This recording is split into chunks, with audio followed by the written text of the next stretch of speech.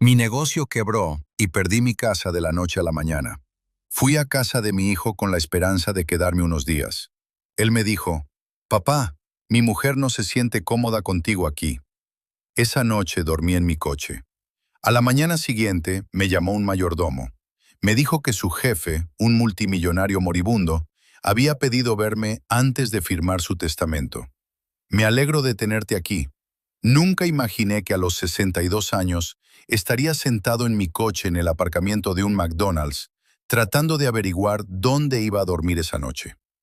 El olor de las patatas fritas se mezclaba con el olor a humedad de mi viejo Honda, y no pude evitar reírme amargamente ante la ironía. Hace 3 meses tenía una oficina en la planta 15 de un edificio del centro de la ciudad. Ahora contaba los $7.38 que tenía en la cartera, preguntándome si serían suficientes para una taza de café y quizá una hamburguesa. El colapso fue tan rápido que todavía no puedo asimilarlo del todo. 35 años construyendo Hardwell Construction desde cero, y todo desapareció en cuestión de semanas. La demanda del proyecto Morrison fue el último clavo en el ataúd. Cuando sus cimientos se agrietaron debido a problemas del suelo que no podíamos haber previsto, nos persiguieron con todo lo que tenían. Mi compañía de seguros encontró un tecnicismo para denegar la cobertura, y de repente me enfrentaba a una sentencia de $2 millones que no podía pagar. Primero perdí el negocio, luego la casa. Al banco no le importaban mis décadas de historial de pagos impecable. Los números de una hoja de cálculo no tienen sentimientos, y los míos estaban todos en números rojos. Conseguí salvar unos pocos miles con la venta de mis herramientas y mi equipo, pero ese dinero se esfumó rápidamente. El alquiler, la comida, la gasolina, las necesidades básicas que había dado por sentadas durante tanto tiempo. Así es como acabé en la puerta de Michael un martes por la tarde, con una sola maleta y lo que quedaba de mi orgullo. Mi hijo vivía en una preciosa casa colonial en las afueras, el tipo de lugar que había soñado comprar cuando era pequeño. Su esposa Sara tenía gustos caros, y eso se notaba en cada detalle perfectamente dispuesto de su hogar. «Papá». Michael abrió la puerta con cara de sorpresa, a pesar de que lo había llamado antes. «Pensé que vendrías este fin de semana». «Los planes cambiaron», dije, tratando de mantener la voz firme. «¿Es un mal momento?». Antes de que pudiera responder, Sara apareció detrás de él. Nunca había sido su persona favorita, pero la mirada que me dirigió ese día era diferente. No era solo antipatía, era algo más parecido al disgusto. «Walter», dijo, pronunciando mi nombre como si fuera una carga. «Michael me ha contado tu situación». Cambié la maleta a la otra mano. Esperaba poder quedarme unos días, solo hasta que me recuperara. «No seré una molestia». Sara cruzó los brazos y noté que la postura de Michael cambiaba inmediatamente. Siempre había sido un buen chico, pero en algún momento había aprendido a leer el estado de ánimo de su esposa como si fuera el pronóstico del tiempo. «La cuestión es», continuó Sara, con ese tono particular que usan las mujeres cuando están a punto de dar malas noticias envueltas en falsa preocupación. «Los Henderson vendrán a quedarse este fin de semana, y ya sabes lo pequeña que es nuestra habitación de invitados». Miré a Michael, esperando a que dijera algo, lo que fuera. Ambos sabíamos que los Henderson vivían a 20 minutos y que nunca se habían quedado a dormir en su vida. «Quizás haya un motel cerca», dijo Michael finalmente, sin mirarme a los ojos. «Algo temporal hasta que se te ocurra algo». Allí, en la puerta de su casa, sentí que algo se rompía dentro de mí, que no tenía nada que ver con el dinero ni con las casas. Se trataba de mi hijo, el niño al que había enseñado a montar en bicicleta, al que había ayudado con los deberes, al que había animado en todos los partidos de béisbol, al hombre al que había pagado la universidad, incluso cuando eso significaba endeudarme más. Ancho de banda emocional. Me preguntaba cuándo cuidar de la familia se había convertido en algo que requería ancho de banda, como una conexión a Internet. «Por supuesto», dije, «lo entiendo». Pero no lo entendía. No entendía cómo la misma mujer que me llamaba cada vez que necesitaba ayuda para mover muebles o quería que alguien cuidara de su perro durante sus vacaciones, Podía de repente encontrarme una carga demasiado pesada para pasar unas cuantas noches en su sofá. «Hay un Hampton Inn cerca de aquí», dijo Michael, mirándome finalmente a los ojos. «No es muy caro, $95 la noche». Había consultado su página web en mi teléfono antes de venir. 3 noches acabarían con la mayor parte de lo que me quedaba. «Suena perfecto», mentí. Sara se animó inmediatamente, como suele ocurrir cuando una situación incómoda se resuelve a tu favor. «Y cuando te hayas instalado en algún sitio definitivo, nos encantaría invitarte a cenar. Quizá el mes que viene». El mes que viene, cuando la molestia de mi presencia se limitaría a unas pocas horas y a una comida casera. Abracé a Michael para despedirme y por un momento, él me retuvo un poco más de lo habitual.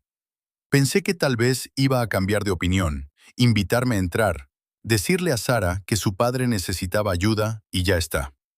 En cambio, me dio una palmada en la espalda y dijo, «Cuídate, papá». Mientras caminaba hacia mi coche, oí cómo se cerraba la puerta principal con un suave clic que sonó definitivo. Me senté en la entrada de su casa durante unos minutos, observándola. El césped estaba perfectamente cuidado. Los parterres estaban dispuestos con precisión de revista. A través de la ventana del salón, pude ver a Sara moviéndose, probablemente ya olvidando que yo había estado allí. El Hampton Inn estaba lleno. También lo estaban el Holiday Inn Express y los 2 moteles económicos que probé después. Al parecer, había algún tipo de conferencia en la ciudad y todas las habitaciones estaban reservadas. A las 8, estaba aparcado detrás de un restaurante abierto las 24 horas, tratando de averiguar cómo dormir en un Honda Civic sin parecer un vagabundo. No se me escapó la ironía. Me había pasado toda mi carrera construyendo casas para otras personas, y ahora no encontraba un lugar donde dormir. Fue entonces cuando sonó mi teléfono. El número que aparecía en mi teléfono no lo reconocí. Después del día que había tenido, una parte de mí quería dejar que saltara el buzón de voz. Pero la desesperación te hace contestar llamadas que, en otras circunstancias, ignorarías. Walter Hardwell. La voz era formal, precisa, con un ligero acento que no logré identificar. Le atiendo. Me llamo Edmund Blackwood. Le llamo en nombre de mi jefe, el señor Harrison Blackwell. Le gustaría mucho reunirse con usted mañana por la mañana, si está disponible. Me moví en el asiento del conductor, tratando de ponerme cómodo contra la tapicería desgastada del Honda. «Lo siento, ¿quién?» «Harrison Blackwell», repitió Edmund con paciencia. «Ha solicitado una reunión con usted mañana a las 10 de la mañana. Me temo que es bastante urgente». El nombre no me decía nada. En 35 años de trabajo en la construcción, conoces a mucha gente, pero Harrison Blackwell no me sonaba de nada. «Creo que se ha equivocado de Walter Hardwell», le dije. «No conozco a nadie con ese nombre». Hubo una pausa.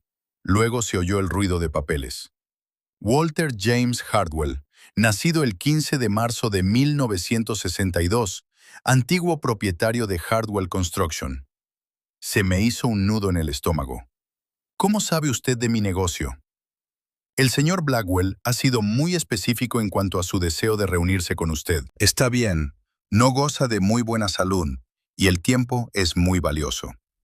Miré a mi alrededor, al aparcamiento vacío. Hacía unas horas, mi propio hijo me había rechazado. Ahora, un completo desconocido me pedía una reunión como si yo fuera alguien importante. «¿Qué quiere?» «Me temo que no puedo discutir los detalles por teléfono, pero puedo decirle que el señor Blackwell está dispuesto a compensarle por su tiempo».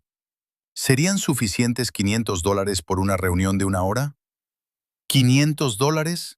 Más de lo que había visto en semanas. Pensé en mis $7.38, en dormir en mi coche, en la mirada de Sara cuando me sugirió un motel. «¿Dónde?» «En la finca Blackwell. Puedo enviarle la dirección». «¿Quedamos a las 10:00? Allí estaré». Después de colgar, me quedé mirando la pantalla de mi teléfono. Toda la conversación me parecía surrealista, como algo que le pasaba a otras personas. Los desconocidos ricos no llamaban a contratistas fracasados para ofrecerles dinero a cambio de reuniones. Pero por otra parte, Hace una semana, tampoco habría creído que estaría durmiendo en mi coche. La dirección llegó unos minutos más tarde. 37 Elmbridge Drive. La introduje en mi GPS y no me sorprendió ver que estaba en Millbrook Heights, donde las casas costaban a partir de $2 millones. Intenté dormir esa noche, pero los asientos del Honda no estaban diseñados para alguien de mi tamaño. Cada vez que empezaba a quedarme dormido, un coche entraba en el aparcamiento del restaurante y los faros barrían mi parabrisas. Pasé la mayor parte de la noche mirando al techo, preguntándome qué tipo de hombre tenía suficiente dinero para pagar $500 por una hora del tiempo de un desconocido. Por la mañana, estaba agarrotado, cansado y más que un poco nervioso. Me aseé lo mejor que pude en el baño del restaurante, peinándome el pelo gris con los dedos y echándome agua fría en la cara. El hombre del espejo parecía tener más de 62 años, agotado por meses de estrés y una noche en el coche. La finca Blackwell era todo lo que esperaba y más. Solo las puertas probablemente costaban más que los coches de la mayoría de la gente, electrónicas e imponentes, con emblemas de abejas grabados en los adornos de hierro. Una voz se escuchó por el intercomunicador antes de que pudiera anunciarme. «Señor Hardwell, por favor, diríjase a la casa principal». El camino de entrada serpenteaba a través de lo que parecía un parque mantenido por profesionales. Robles centenarios bordeaban el camino, formando un dosel con sus ramas. La casa, cuando finalmente apareció a la vista, no era solo grande, era magnífica. Arquitectura colonial con toques modernos, probablemente 20.000 pies cuadrados, situada en unos terrenos que parecían extenderse hasta el infinito. Aparqué mi Honda entre un Mercedes y un BMW, sintiéndome como si hubiera llevado una tabla de skate a una exposición de coches. Edmund Blackwood me recibió en la puerta principal. Era exactamente como lo había imaginado. Alto, delgado, impecablemente vestido con un traje oscuro que probablemente costaba más que mi coche. Su cabello gris estaba perfectamente peinado y su apretón de manos era firme pero breve. «Señor Hardwell, gracias por venir. El señor Blackwell le espera en su estudio». Me condujo a través de habitaciones que parecían pertenecer a un museo. Las alfombras persas cubrían los suelos de madera noble que brillaban como espejos. Las paredes estaban cubiertas de cuadros al óleo con marcos pesados, y todos los muebles parecían haber sido hechos a mano por alguien a quien nunca le había preocupado el dinero. El estudio era más pequeño que las otras habitaciones, pero de alguna manera más impresionante. Estanterías del suelo al techo llenas de volúmenes encuadernados en cuero, un enorme escritorio de caoba y ventanas que daban a jardines que probablemente requerían personal a tiempo completo. Harrison Blackwell estaba sentado detrás del escritorio en una silla de ruedas, y pude ver inmediatamente que Edmund no había exagerado sobre su salud. Estaba tan delgado que parecía frágil, con la piel pálida y arrugada, pero sus ojos eran agudos, alertas, y me estudiaban con una intensidad que me incomodaba. «Walter Hardwell», dijo, con una voz más fuerte de lo que sugería su aspecto. «Por favor, siéntese». Me senté en la silla frente a su escritorio, con mis botas de trabajo desentonando sobre su costosa alfombra. «Gracias por venir», continuó. «Imagino que se preguntará por qué le he pedido que viniera». La idea se me había pasado por la cabeza. Sonrió y por un momento algo brilló en su expresión. Reconocimiento, tristeza. Desapareció demasiado rápido como para estar seguro. «Dígame, Walter, ¿recuerda una noche lluviosa hace 8 años? El 23 de octubre, para ser exactos. La Ruta 12, a las afueras de Millbrook». Se me heló la sangre. No había pensado en esa noche en años. Había intentado no pensar en ella, pero de repente me encontré allí de nuevo. La lluvia golpeando mi parabrisas, la curva acercándose demasiado rápido, los faros en el carril equivocado. «¿Cómo sabes eso?» Harrison Blackwell se inclinó hacia adelante en su silla de ruedas, con sus pálidas manos cruzadas sobre el escritorio. «Porque, Walter, yo estaba en el otro coche». Las palabras me golpearon como un golpe físico. Agarré los brazos de la silla, con el corazón latiendo con fuerza mientras aquella noche volvía a mi mente con todo detalle. La lluvia, el chirrido de los frenos, el repugnante sonido del metal contra el metal. Había intentado con todas mis fuerzas olvidarlo, pero algunos recuerdos se negaban a permanecer enterrados. ¿Estabas tú? Empecé a hablar y luego me detuve. Se me había secado la boca. Harrison asintió lentamente. El BMW que atravesó la barrera de seguridad. Sí, ese era yo. El 23 de octubre, hace 8 años. Volví a casa desde el trabajo, agotado tras una jornada de 14 horas, intentando terminar la reforma de una cocina antes del fin de semana. La lluvia había empezado al atardecer y no había cesado. La Ruta 12 siempre era peligrosa con ese tiempo, con sus curvas cerradas y sus pendientes pronunciadas, pero la había recorrido miles de veces. Estaba tomando la curva cerca de Miller's Creek cuando vi los faros. Estaban en mi carril y venían directamente hacia mí. El BMW estaba derrapando completamente fuera de control. Tuve tal vez 2 segundos para reaccionar. Giraste bruscamente, dijo Harrison en voz baja, mirándome a la cara. Podrías haberte quedado en tu carril. El impacto habría sido frontal, pero el otro conductor habría sufrido la mayor parte de los daños. En cambio, giraste bruscamente hacia la barrera de seguridad. Recordé la decisión, si es que se le puede llamar así. Fue puro instinto. ¿Ves el peligro? Evítalo. Giré bruscamente el volante hacia la derecha, lo que provocó que mi camioneta derrapara y se estrellara contra la barrera metálica. La barrera de seguridad apenas resistió, pero mi camioneta quedó destrozada. «Atravesaste la barrera», dije, mientras el recuerdo se hacía más nítido. Cayó al arroyo. «A 6 metros de profundidad», confirmó Harrison. El coche quedó boca abajo en 1 metro de agua. El impacto me dejó inconsciente. Cerré los ojos y volví a verlo. Después de que mi camioneta se detuviera, me quedé allí sentado un momento, aturdido, comprobando si había algo roto. Fue entonces cuando oí el chapoteo desde abajo y vi los faros apuntando hacia arriba a través de la lluvia. «Bajaste», continuó Harrison. «El terraplén estaba embarrado y era empinado. Me han dicho que te caíste al menos 2 veces. Cuando llegaste a mi coche, ya se estaba llenando de agua. Los detalles volvían ahora, nítidos y claros. El BMW estaba aplastado como una lata, con el lado del conductor sumergido en el arroyo. El agua entraba a raudales por las ventanas rotas. Esperé dentro, empapándome hasta la cintura. El agua helada de octubre. «La puerta estaba atascada», dije en voz baja. «Rompiste la ventanilla del copiloto con una piedra. Te cortaste las manos al hacerlo. Luego me sacaste por la abertura». Recordaba esa parte con nitidez. Harrison estaba inconsciente, era un peso muerto, con sangre brotando de una herida en la frente. Sacarlo por esa ventanilla y subirlo al terraplén había sido una de las cosas más difíciles que había hecho físicamente en mi vida. Para cuando lo arrastré hasta la carretera, me dolía mucho la espalda y tenía las manos destrozadas por los cristales rotos. Llegó la ambulancia. Harrison dijo, «Me acompañaste al hospital y te quedaste hasta que llegó mi mujer. El médico dijo que si hubiera estado en el agua unos minutos más». No terminó la frase, no hacía falta. «Me salvaste la vida, Walter». Me moví incómodo en la silla. Cualquiera habría hecho lo mismo.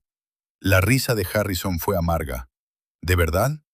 El informe policial decía que otros 3 coches pasaron por el lugar antes de que tú llegaras. 3 personas que vieron las luces de mi coche en el arroyo y siguieron conduciendo. Yo no lo sabía. Después de aquella noche, intenté olvidar todo el asunto. Mi seguro cubrió los daños del camión. Salí ileso, salvo por algunos cortes y contusiones, y volví al trabajo el lunes siguiente como si nada hubiera pasado. «¿Por qué no te pusiste en contacto conmigo?», preguntó Harrison. «Después de aquella noche, nunca me llamaste, nunca viniste al hospital». Pensé en cómo explicárselo. No era asunto mío.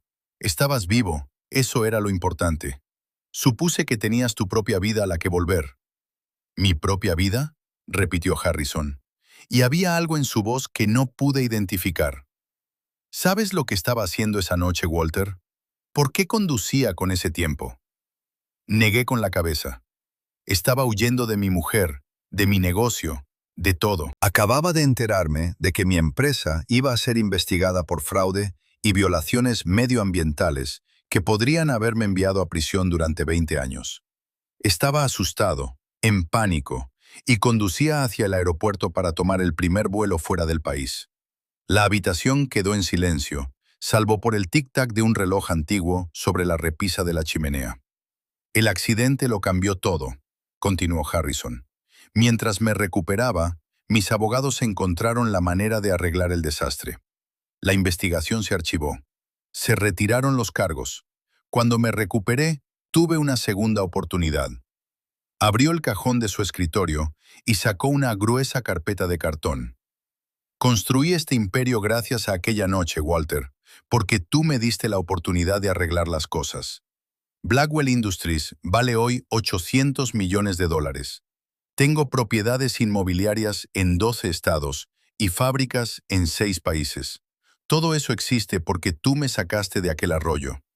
Me daba vueltas la cabeza. No entiendo por qué me estás contando esto. Harrison abrió la carpeta y extendió varios documentos sobre su escritorio. Porque me estoy muriendo, Walter. Cáncer de páncreas. Los médicos me dan 2 meses, quizá 3, y antes de irme, necesito saldar mis deudas. Empujó uno de los documentos hacia mí. Estaba lleno de jerga legal que no entendía, pero pude distinguir lo suficiente como para ver cantidades de dólares con muchos ceros. Este es mi testamento, dijo Harrison. Desde ayer, tú eres el único beneficiario de mi patrimonio. Me quedé mirando el papel, sin entender las palabras. ¿Qué? Todo, Walter. La casa, el negocio, las inversiones, todo es tuyo. Eso es... Me costó encontrar las palabras. Eso es imposible. ¿Tienes familia, hijos? La expresión de Harrison se ensombreció. Tengo un hijo que no me ha hablado en 5 años. Está esperando a que muera para poder heredar suficiente dinero como para mantener su adicción al juego y los hábitos de compra de su tercera esposa. Tengo una hija que me llama 2 veces al año, en mi cumpleaños y en Navidad, y solo para pedirme dinero. Ninguno de los dos estaba en ese arroyo hace 8 años. Le devolví el documento. No puedo aceptar esto. No tienes elección. Ya está hecho. Los papeles están presentados. Se ha pagado a los abogados. Cuando muera, todo será tuyo. ¿Pero por qué? Quiero decir, agradezco el gesto, pero ¿qué pasó aquella noche? Solo fue decencia humana. No mereces esto. Harrison se recostó en su silla de ruedas y me estudió con esos ojos penetrantes. ¿Sabes lo que hiciste después de sacarme del agua, Walter? Me diste tu chaqueta. Estabas empapado, temblando, tus manos sangraban, y me diste tu chaqueta para mantenerme caliente. Luego te sentaste conmigo bajo la lluvia hasta que llegó la ayuda. Me sostuviste la cabeza para que no entrara agua en mi boca. Me había olvidado de la chaqueta. No sabías quién era yo. Por lo que sabías, era un borracho que casi te mata. Pero me trataste como si importara, como si mi vida tuviera valor. ¿Tienes idea de lo raro que es eso? ¿Cualquiera lo habría hecho? No, Harrison, lo interrumpió con firmeza. Cualquiera no lo habría hecho. La mayoría de la gente habría llamado al 911 y se habría marchado. Tú te quedaste, te preocupaste, y en 30 años de negocios tratando con miles de personas, eres la única persona que me ha mostrado una amabilidad genuina sin esperar nada a cambio. Sacó otro documento. Este era más corto y sencillo. Es una carta que te escribí hace 3 años, después de mi primer diagnóstico de cáncer. Lo he reescrito docenas de veces, pero nunca me he atrevido a enviarlo. Seguía pensando que tendría más tiempo, que tal vez encontraría una forma de pagarte que no fuera tan dramática. Señor Blackwell, realmente no puedo, Harrison. Y sí que puedes, lo harás. Su voz transmitía la autoridad de un hombre acostumbrado a que se cumplieran sus órdenes. Porque, te guste o no, Walter, estás a punto de convertirte en un hombre muy rico. Me quedé allí sentado, mirando los documentos, con la mente dando vueltas. Esa mañana me había despertado en mi coche con $7 en el bolsillo. Ahora, ese desconocido me decía que iba a heredar cientos de millones de dólares.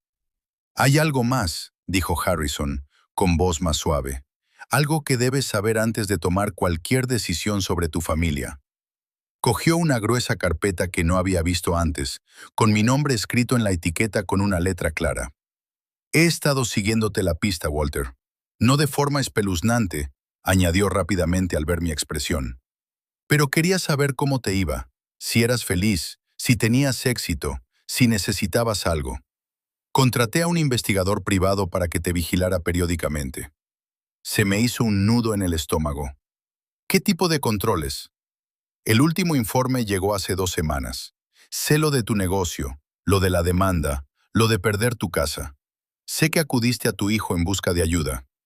Harrison abrió el expediente y sacó varias fotografías. Eran fotos de vigilancia tomadas con un teleobjetivo.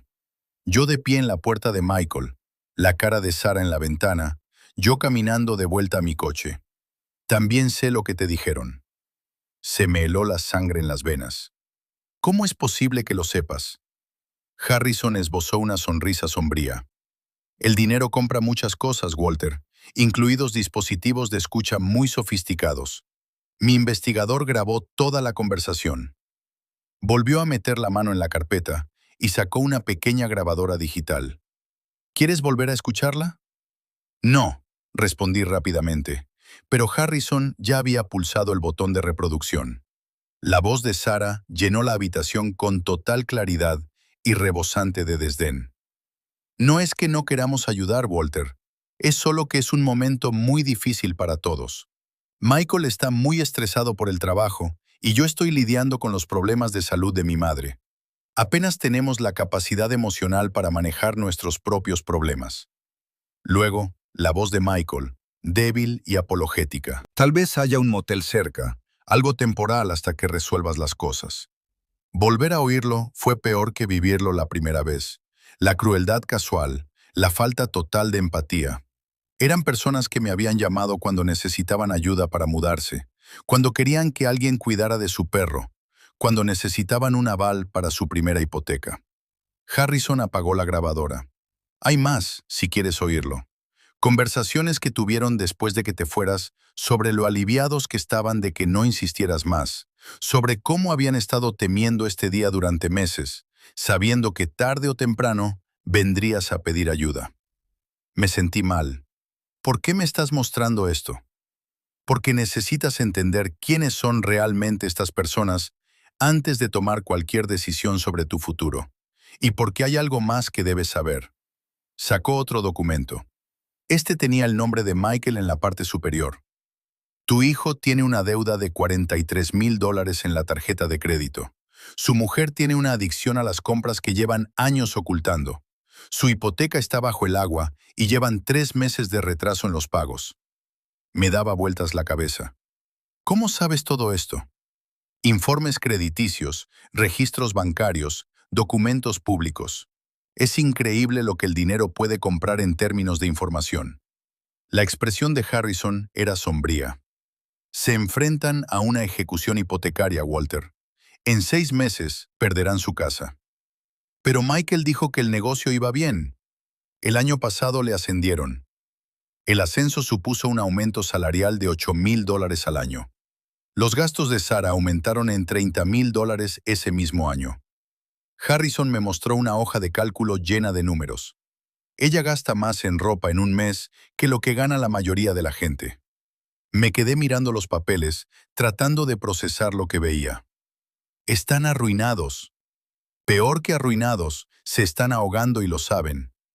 Entonces, ¿por qué no me ayudaban si entendían lo que era luchar por salir adelante? La risa de Harrison fue amarga, porque admitir que tenían problemas financieros habría significado admitir que Sara se equivocaba, y Sara nunca se equivoca. Era más fácil pintarte a ti como el irresponsable, el padre que debería haber planificado mejor. Sentí que la habitación se me echaba encima. Todo lo que creía saber sobre la vida de mi hijo era mentira. La hermosa casa, los coches caros, la perfecta existencia suburbana, todo se había construido sobre la deuda y la negación. Hay más, dijo Harrison con suavidad. Conversaciones entre tu hijo y su esposa sobre ti, sobre tu situación financiera. Volvió a pulsar el botón de reproducción de la grabadora. Probablemente espera que le saquemos del apuro, dijo la voz de Sara. Quiero decir, para eso están los padres, ¿no? Para arreglar los desastres de sus hijos.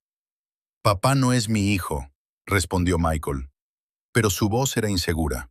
Pero podría serlo. Siempre ha sido poco práctico. ¿Quién monta una empresa de construcción sin planificar para las crisis económicas? Es como si nunca hubiera aprendido a ser un adulto de verdad. La voz de Michael de nuevo. Quizás podríamos ayudarle con un pequeño préstamo. ¿Con qué dinero, Michael?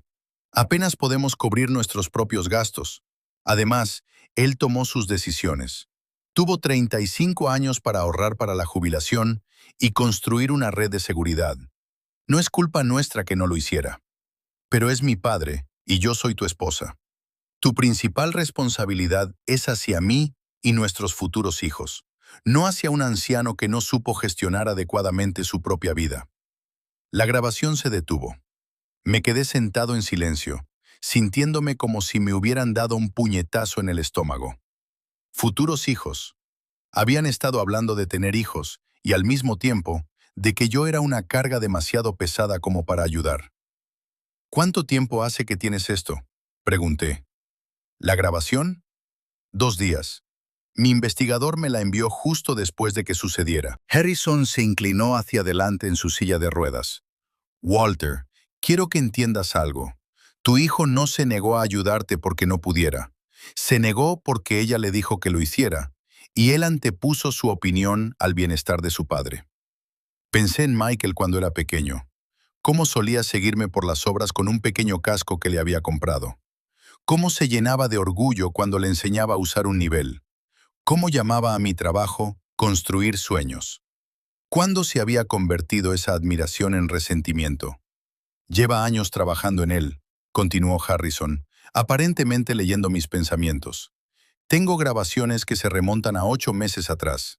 Pequeños comentarios sobre cómo eres demasiado dependiente, demasiado emocional, cómo los hombres exitosos no dejan que los dramas familiares interfieran con sus objetivos.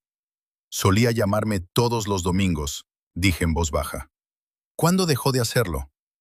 Harrison consultó el expediente. Hace 14 meses, justo cuando Sara comenzó su campaña para ayudar a Michael a establecer límites saludables con los miembros tóxicos de la familia. ¿Tóxicos? Mi propio hijo pensaba que yo era tóxica. Ella es muy buena en eso. Harrison dijo, manipulación. Quiero decir, es sutil, gradual. Ella nunca le dijo directamente que no debía ayudarte. Solo le hizo sentir culpable por querer hacerlo. Le hizo pensar que preocuparse por su padre era un signo de debilidad. Enterré mi rostro entre las manos. 35 años siendo un buen padre, anteponiendo las necesidades de Michael, trabajando horas extras para pagar su universidad, su boda, la entrada de su primer apartamento. Todo eso borrado por una mujer que me veía como una competencia por la lealtad de su marido. ¿Por qué me cuentas esto?, le pregunté. Quiero decir, agradezco el dinero, el testamento, pero ¿por qué la investigación? ¿Por qué hurgar en los trapos sucios de mi familia? Harrison se quedó callado durante un largo rato. Porque hace 8 años me mostraste cómo es el verdadero carácter. Arriesgaste tu vida por un completo desconocido y nunca pediste nada a cambio. He pasado estos últimos años observándote y nunca te he visto desviarte de ese carácter, ni una sola vez, señaló la grabadora. Pero también quería asegurarme de que entendieras a qué te enfrentas, porque lo que está a punto de suceder pondrá a prueba todas tus relaciones. ¿A qué te refieres? Me refiero a que cuando muera, lo cual será muy pronto, y cuando esto se haga público, tu familia se interesará de repente por la reconciliación, vendrán a ti con lágrimas en los ojos, hablando de lo mucho que lo sienten, de cómo se equivocaron, de lo mucho que te quieren. Sentí un escalofrío recorriendo mi espalda. Sara probablemente incluso sugerirá que su comportamiento se debió al estrés, a la preocupación por la seguridad laboral de Michael. Se presentará como víctima de circunstancias ajenas a su control. Y Michael se quedará allí asintiendo, creyendo cada palabra. ¿Crees que intentarán quedarse con el dinero? No lo creo, Walter. Lo sé, porque ya lo he visto antes. El dinero lo cambia todo, y todos los que te rodean recordarán de repente lo mucho que se preocupan por ti. Harrison sacó un documento más. Este estaba sellado en un sobre con mi nombre. Es una carta que quiero que leas cuando yo ya no esté. Contiene información adicional sobre tu familia. Algunas cosas que descubrí y que te ayudarán a tomar decisiones informadas sobre tu futuro. ¿Qué tipo de cosas? Del tipo que te dejarán muy claro en quién puedes confiar y en quién no. Harrison tenía una expresión triste. Lo siento, Walter. Sé que esto no es lo que querías oír, pero mereces saber la verdad antes de tener que tomar ninguna decisión. Cogí el sobre y noté lo pesado que era en mis manos. ¿Cuánto tiempo me queda?, pregunté. Días, quizá una semana. Los médicos no están seguros. Harrison sonrió. Y por primera vez desde que llegué, parecía sincera. Pero no tengo miedo. He hecho las paces con todo. He saldado mis deudas, Incluida la que tenía contigo. No me debes nada. Yo te lo debo todo. Su voz era firme. Y ahora tendrás los recursos para construir la vida que quieras sin tener que depender de personas que te ven como una carga. Cuando salí de la finca Blackwell esa tarde, pasé por delante de la casa de mi hijo. El coche de Michael estaba en la entrada y pude verlo a través de la ventana del salón, probablemente preparándose para cenar. Una tarde normal en lo que parecía una vida normal. Pero ahora yo sabía la verdad que se escondía detrás de esa fachada perfecta. La deuda, las mentiras, la crueldad casual, y pronto tendría que decidir qué hacer con esa información. El sobre de Harrison pesaba en el bolsillo de mi chaqueta, lleno de secretos que no estaba segura de querer saber. Pero mientras conducía hacia el motel que ahora podía permitirme, me di cuenta de que, por primera vez en meses, no tenía miedo al mañana. Estaba enfadado, y eso me sentaba sorprendentemente bien. Harrison Blackwell murió un martes por la mañana, exactamente 5 días después de nuestro encuentro. Recibí la llamada de Edmund mientras desayunaba en la cafetería donde solía comer casi siempre. El funeral fue privado, dijo, solo para la familia inmediata. No me invitaron, lo cual me pareció bien. Ya me había despedido. La lectura del testamento estaba prevista para el viernes siguiente. Edmund insistió en que asistiera, aunque yo ya sabía lo que contenía. Dijo que había documentos adicionales que Harrison quería distribuir, cosas que no podían tramitarse por los canales legales normales. Pasé esos días en una especie de extraño limbo. Había pasado de dormir en mi coche a una habitación de motel decente, pero no me atrevía a hacer planes importantes. Una parte de mí seguía sin creer que fuera real. Quizá Harrison había cambiado de opinión en el último momento. Quizá su familia impugnaría el testamento. Quizá al día siguiente me despertaría y descubriría que todo había sido un elaborado error. Pero llegó el viernes por la mañana y Edmund llamó para confirmar la cita. El bufete de abogados Piton Hayes and Associates ocupaba 3 plantas de un edificio del centro de la ciudad que resumaba dinero antiguo, el tipo de lugar donde los muebles eran más viejos que la mayoría de la gente y la secretaria hablaba en tono susurrante y reverente. Llegué 15 minutos antes, vestido con el único traje decente que tenía. Tenía 5 años y ya no me quedaba bien, pero estaba limpio y planchado. La recepcionista me indicó que me dirigiera a una sala de conferencias en la planta 20, donde las ventanas que iban del suelo al techo ofrecían una vista de la ciudad que probablemente costaba más por metro cuadrado que los apartamentos de la mayoría de la gente. No estaba solo.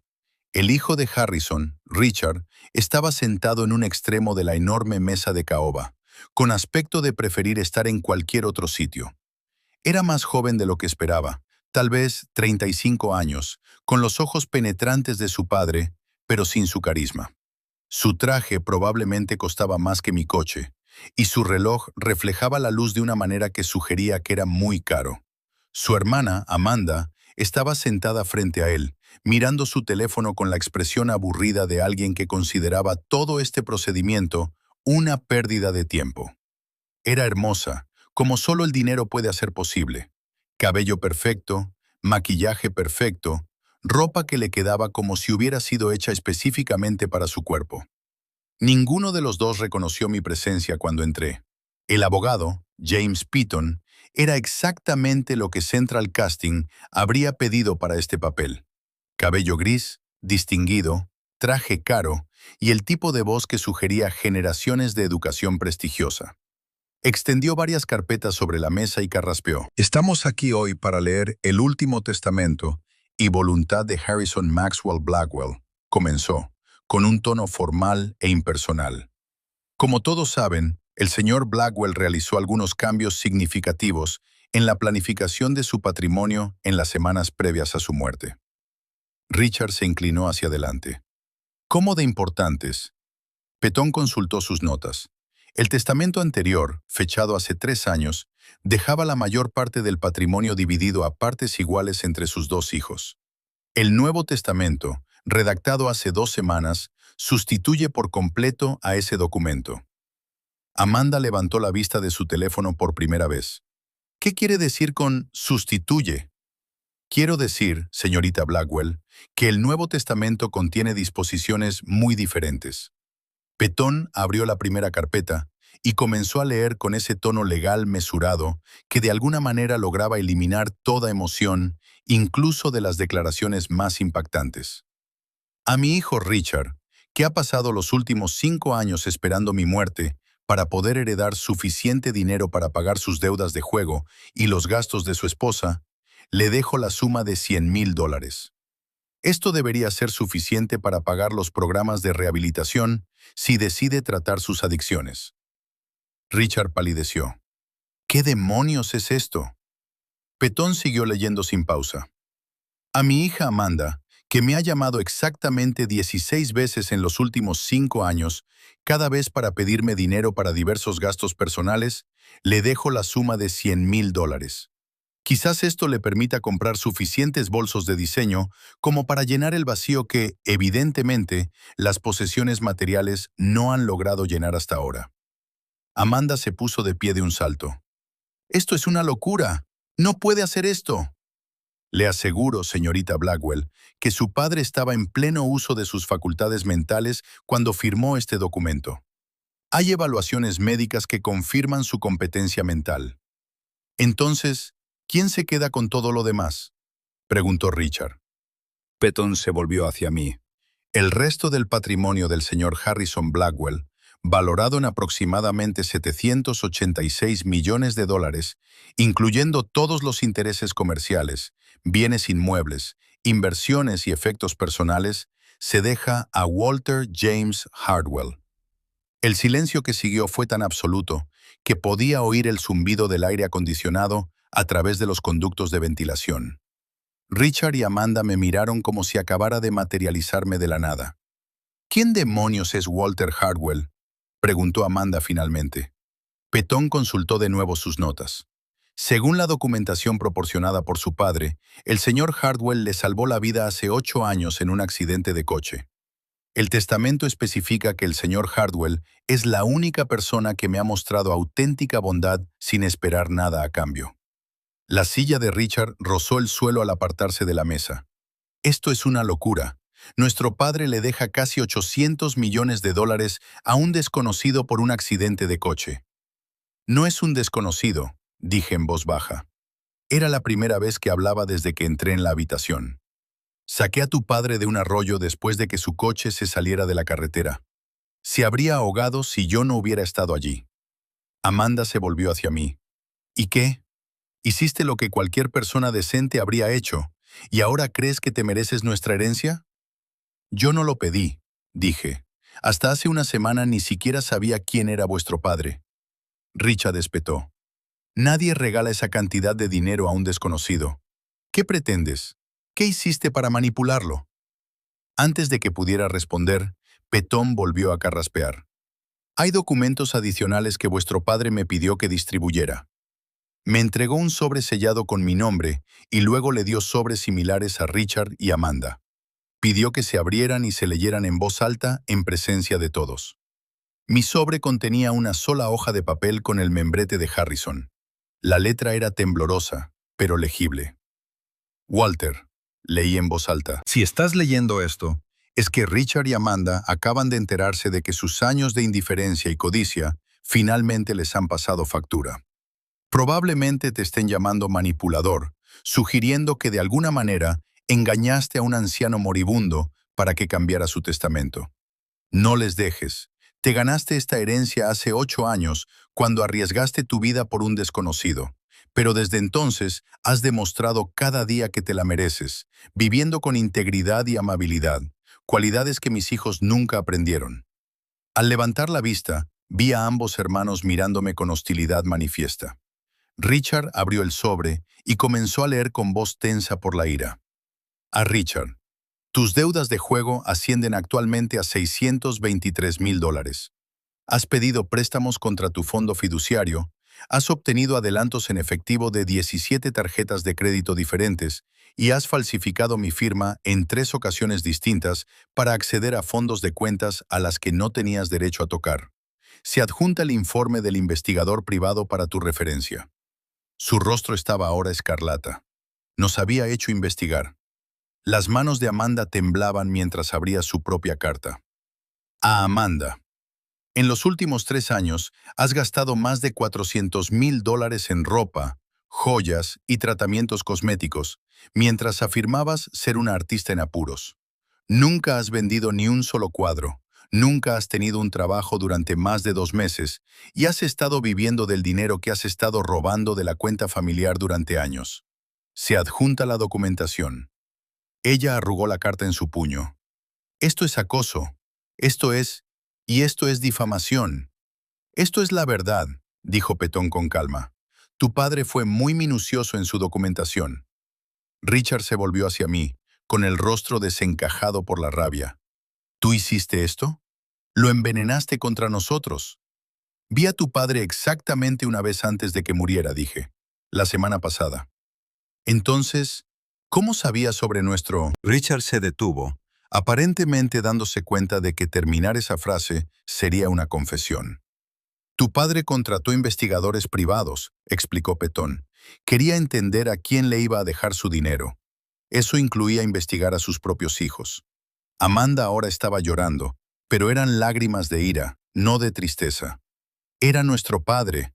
¿Cómo pudo humillarnos así? Quizás, dije en voz baja, y esperaba que ustedes le demostraran que estaba equivocado. La reunión continuó durante otra hora, cubriendo los detalles técnicos de la herencia, la transferencia de activos y los procedimientos legales que habría que seguir. Pero el verdadero drama había terminado. Richard y Amanda se marcharon sin despedirse, con expresiones idénticas de furia e incredulidad en sus rostros.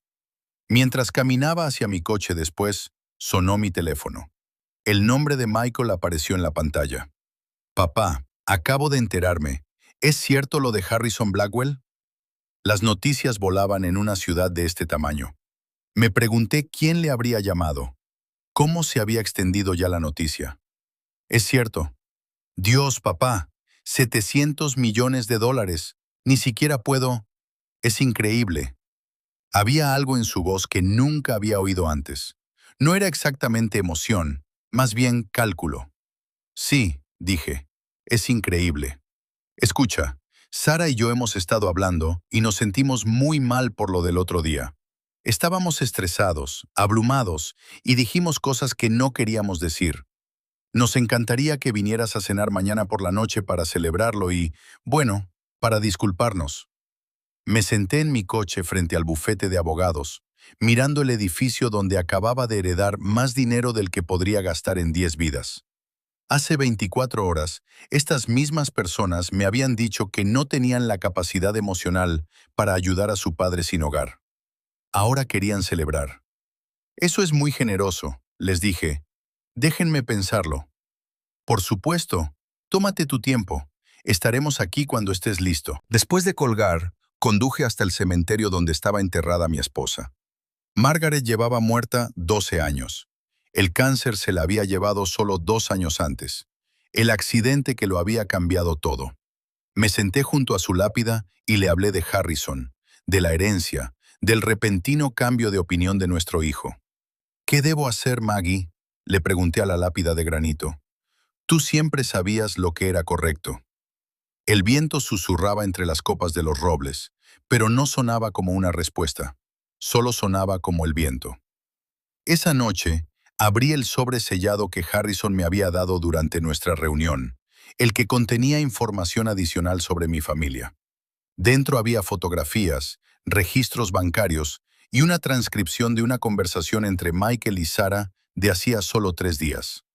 Si realmente hereda todo ese dinero, decía la voz de Sarah en la grabación, tenemos que asegurarnos de volver a caerle bien. He estado pensando en cómo manejar esto. ¿Manejar qué? La reconciliación. No podemos fingir que no pasó nada. Necesitamos una historia que explique nuestro comportamiento sin hacernos quedar mal. ¿Qué tipo de historia? Lo estábamos protegiendo. Sabíamos que era orgulloso y no queríamos que se sintiera como un caso de caridad. Así que lo animamos a ser independiente para resolver sus propios problemas. Fue amor duro. Michael se rió con ironía. ¿Crees que se lo tragará? Querrá tragárselo. Nadie quiere creer que su familia no se preocupa por él. Dale a la gente una explicación que les permita salvar las apariencias y normalmente la aceptarán. Apagué la grabadora y me senté en la oscuridad de mi habitación de motel, sintiendo como algo frío y duro se instalaba en mi pecho. Mañana iría a cenar a casa de mi hijo, pero no por las razones que ellos esperaban. Llegué a casa de Michael exactamente a las 7 con una botella de vino que había comprado para la ocasión. No era cara. Tenía curiosidad por ver si se darían cuenta. Sarah abrió la puerta con un vestido que nunca había visto antes, algo que probablemente costaba más de lo que yo ganaba en una semana.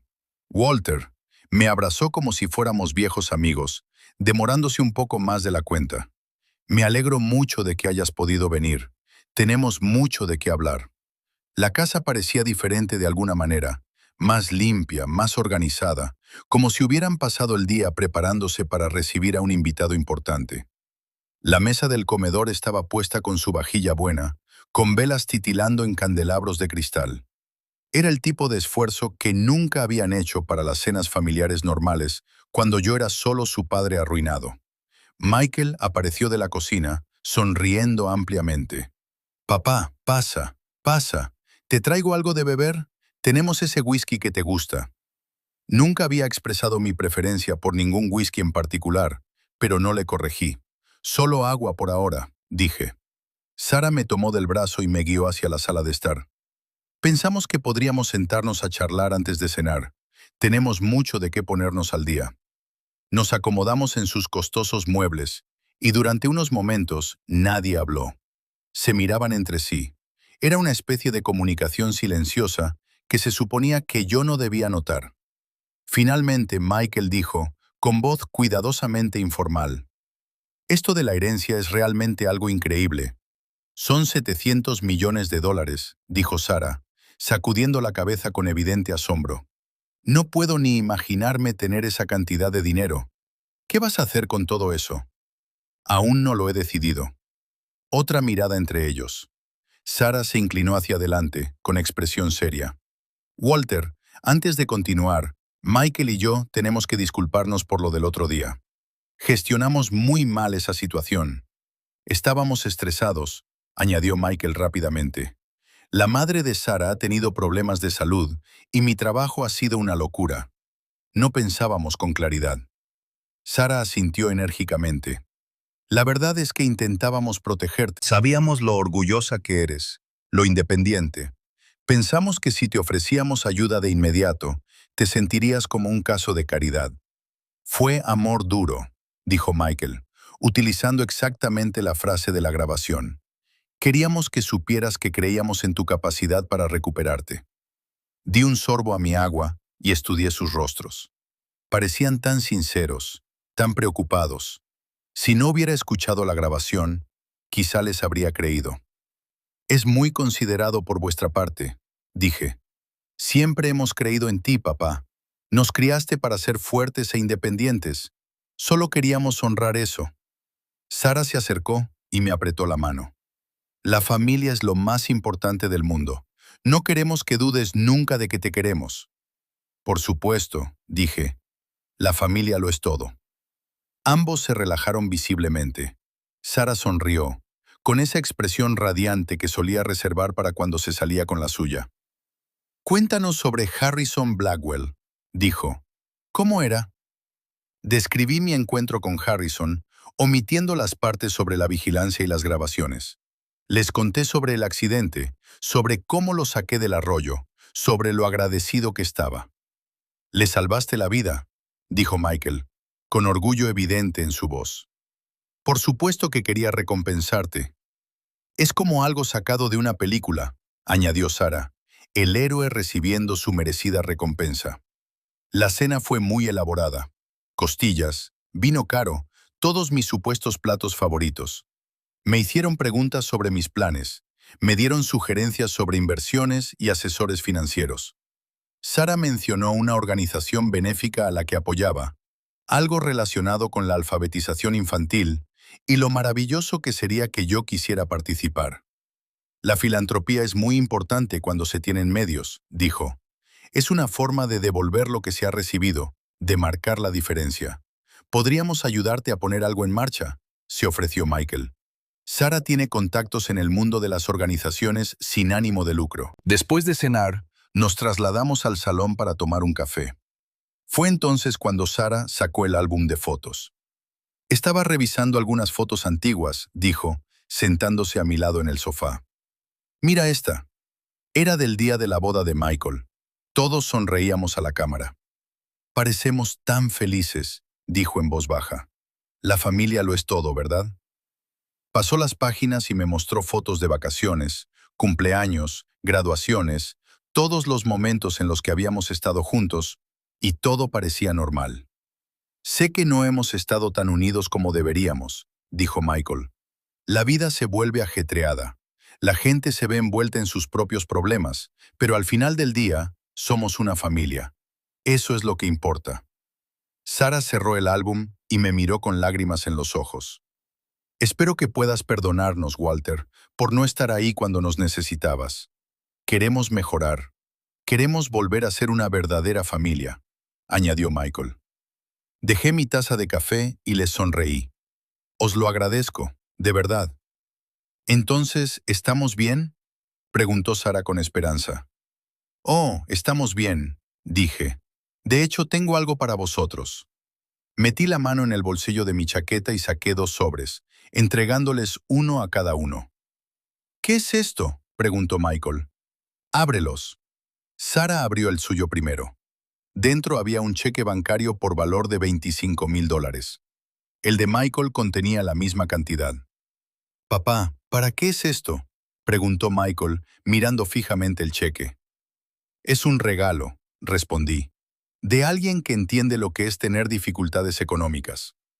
Ambos parecían confundidos. «¿Pasarlo mal?», dijo Sara. «Nosotros no lo estamos pasando mal». Saqué una carpeta que llevaba conmigo y la dejé sobre la mesa de centro. «En realidad, tenéis una deuda de $43,000 en la tarjeta de crédito. 3 meses de retraso en la hipoteca. Los gastos de Sara han aumentado en $30,000 al año, mientras que vuestros ingresos se han mantenido estables». Se les quedó la cara blanca como el papel. «¿Cómo lo sabes?», susurró Michael. «De la misma manera que sé lo que hablasteis hace 3 días sobre cómo manejar mi reconciliación. De la misma manera que sé que le dijiste a tu mujer que yo era una carga demasiado pesada para ayudarte, porque apenas tenías capacidad emocional para tus propios problemas». Sara abrió y cerró la boca como un pez. «Walter, puedo explicarlo». «No hace falta que lo expliques. Lo entiendo perfectamente. Pensabas que era un fracasado, una carga, alguien cuyos problemas eran demasiado incómodos de afrontar. Probablemente esperabas que desapareciera para no tener que sentirte culpable nunca más». Michael se inclinó hacia adelante, con desesperación en su voz. Michael también se puso de pie, con pánico en los ojos. «Papá, espera, no te vayas así, podemos resolver esto». «No hay nada que resolver, hijo. Tú tomaste tu decisión cuando yo necesitaba ayuda. Ahora yo estoy tomando la mía». «Pero somos familia», dijo Sara, con lágrimas corriendo por su rostro. «La familia se perdona mutuamente». Me detuve en la puerta principal. «Tienes razón, la familia perdona. Pero perdonar no significa fingir que nada ha pasado, y tampoco significa que tenga que seguir exponiéndome a sufrir». «¿Qué estás diciendo?», preguntó Michael. Estoy diciendo adiós. 6 meses después, estaba sentado en el porche de mi nueva casa, contemplando la puesta de sol sobre el lago. No era una mansión como la de Harrison, pero era mía. Pagada en efectivo, sin hipoteca, sin deudas, sin nadie que pudiera quitármela. La herencia se había formalizado sin oposición. Richard y Amanda Blackwell habían decidido aparentemente que no valía la pena pagar los gastos legales por disputarse $100,000. Yo había mantenido los negocios de Harrison en marcha, contratando a buenas personas para que gestionaran lo que yo no entendía. Había oído a través de conocidos comunes que Michael y Sarah habían utilizado los $25,000 para ponerse al día con los pagos de la hipoteca. También se habían enterado de alguna manera de mi nueva dirección. Michael había llamado 2 veces, dejando mensajes de voz que no había devuelto. Sarah había enviado una tarjeta en Navidad. No había bloqueado sus números ni rechazado por completo su contacto. Simplemente no había respondido. Cuando alguien te muestra quién es realmente, créele desde el primer momento. Maya Angelou había dicho eso, y tenía razón. La verdad era que ya no estaba enfadado. El enfado requería una inversión emocional, y yo había dejado de invertir en personas que me veían como un medio para alcanzar un fin, en lugar de como alguien digno de ser amado. Había hecho nuevos amigos en mi nueva ciudad, gente que me conocía como el tipo que había heredado algo de dinero de un desconocido agradecido, no como el padre decepcionante o el pariente incómodo de alguien. Me invitaban a barbacoas y partidas de póker, y no esperaban nada de mí excepto mi compañía.